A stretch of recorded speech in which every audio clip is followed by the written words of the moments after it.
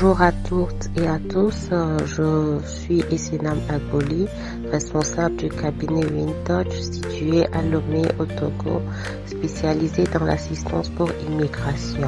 C'est un réel plaisir pour moi d'être là pour vous informer dans la mesure du possible pour tout ce qui concerne l'immigration. Comme nous vous l'avons dit lors de notre épisode passé, l'importance du CV permet d'orienter la discussion et d'orienter vers le programme d'immigration qui sera plus adapté selon le profil de tout un chacun. Maintenant, si nous recevons un CV où la personne est un jeune bachelier, nous savons immédiatement que la personne veut aller ou bien peut aller pour les études au Canada. Donc, ce qui nous amène à cet épisode où nous allons vous dire brièvement comment se passe la procédure études vers le Canada. La procédure études vers le Canada commence premièrement par la demande d'admission auprès des universités canadiennes. Donc, quand nous faisons la demande d'admission auprès des universités canadiennes, qui très souvent se fait avec le niveau bac ou le niveau master si vous avez déjà validé votre licence.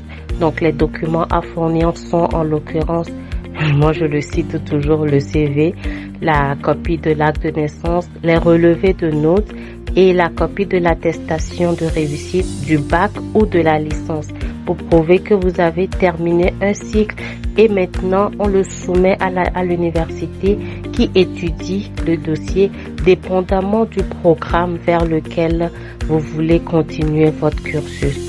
Donc, il y a des programmes qui sont contingents, ou on peut dire qui ont des restrictions, ou qui demandent certaines notes, de bonnes notes dans certaines matières. Donc, ce sont sous ces études-là que l'université fait et pourra dire oui, vous êtes admissible, non, vous n'êtes pas admissible, et puis voilà.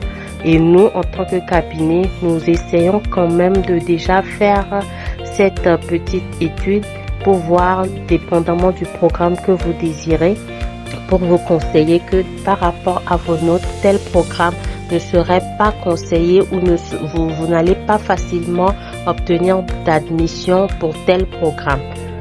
Et ensuite, après l'obtention de l'admission de l'université canadienne, nous faisons la demande du certificat d'acceptation du Québec qui est le CAQ si la province de destination est le Québec.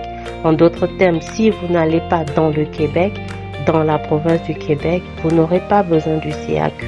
Donc, quand on reçoit l'admission d'une autre université hors du Québec, vous pouvez juste faire les formalités pour la demande de visa et bien évidemment, dans ce cas aussi, nous vous assistons. Maintenant, pour les formalités avant la demande de visa, une pièce est très importante, c'est la preuve de la capacité financière du parent ou du tuteur à pouvoir vous prendre en charge pendant vos études au Canada. Et là, c'est un acte notarié qui déclare ou qui formule assez bien les revenus ou les biens du parent ou du tuteur et qui prouve ou du moins qui garantit autant que possible, qui rassure autant que possible l'agent d'immigration qui traitera votre dossier que pour telle personne, le parent ou tuteur a quand même une bonne assise financière, une bonne capacité financière et que l'étudiant peut facilement aller à l'école sans avoir à travailler sur le sol canadien. Donc c'est très important, mais sur ce plan, nous tenons à attirer votre attention sur le fait que ce n'est pas parce que on parle de capacité financière qu'il faut rembourser un compte d'un montant exorbitant pour dire oui, nous pouvons et que nous devons avoir le visa. Non, parce que le Canada est contre le blanchiment de l'argent. Le Canada est contre les capacités financières non justifiées. Donc, dépendamment de l'activité du parent ou du tuteur et surtout avoir l'assurance que si on prend en charge un des enfants pendant la période d'études au Canada, le reste de la famille ne sera pas pénalisé. Donc c'est quelque chose d'assez cohérent sur la vie, le revenu du parent ou du tuteur. Donc, en bref, voilà comment ça se passe, l'assistance pour l'obtention du visa études vers le Canada. Et nous, au cabinet Wintouch, nous avons quand même autant que possible essayé d'élargir notre prestation en ce sens que nous pouvons offrir jusqu'à l'accueil à l'arrivée au Canada pendant un début pour vous accueillir, vous installer ou vous aider, dépendamment de votre ville de destination, à commencer les cours. Voilà. Donc, voilà un peu comment nous essayons autant que possible de donner quand même un service assez courtois parce que nous comprenons que l'immigration, c'est pas évident. C'est quand même un jeune qui part pour une destination inconnue.